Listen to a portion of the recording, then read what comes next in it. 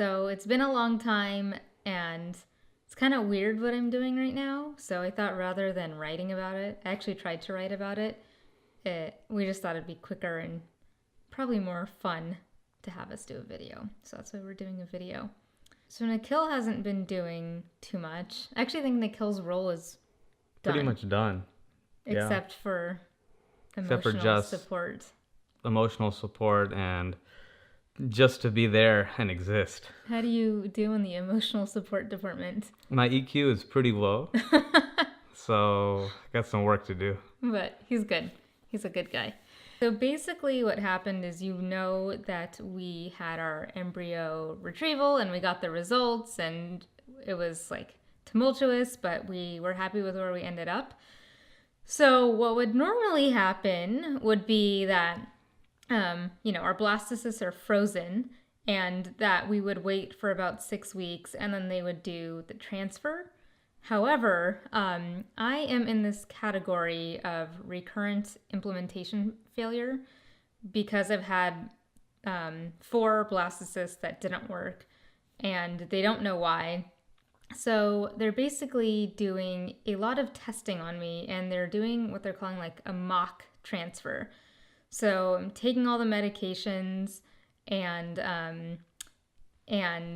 acting like we're actually going to do a transfer, but instead they're going to do endometrial biopsies and perform genetic tests on those biopsies. And one of the tests, it checks for the window of implantation. So I will write about what that means. I won't bore you to death here. And then the other one is to see if I have any markers for endometriosis. So they're going to do those tests. We're going to get the results. If the results look good, then we would just go forward with the normal transfer. But that would be a little bit scary because it's like we don't really have an answer for why the other ones didn't work. I mean, it could have just been like our previous lab, like some failure, something. It could have been bad luck. Bad luck. We've been told that by a couple doctors that maybe we just have bad luck. So it's not the end of the world, but if they do find something, then at least that could explain why those last blastocysts didn't implant, and they would actually be able to do something about it. Basically, the only thing I'm doing right now is I'm taking these estrogen patches. They're called Vivelle, and I have to put those on me every other day. So that's really like the main thing that I've been doing, but I'm going off of this. You can't see it. But this is basically every time I do like a retrieval or a transfer, there's a whole list of things to do. So right now I'm taking the estrogen patches and I had to go in for blood work last Sunday and just to check how my estrogen levels were doing. They were fine. And then on April 30th, looks like I go into the office again and they're going to do a lining check on my uterus to make sure that your lining gets thicker when you're ready to ovulate. So they're checking that.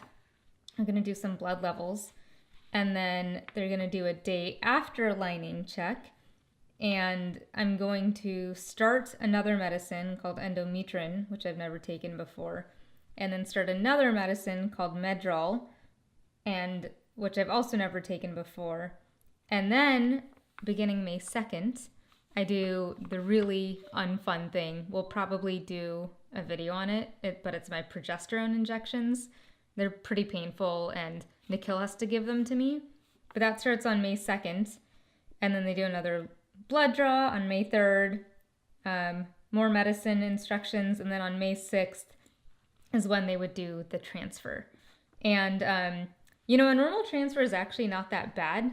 I've been through multiple of them at this point. Like, I could just walk out. I'm not under anesthesia, but these biopsies, I've never done one before, but the doctor has warned me that it's going to be pretty painful.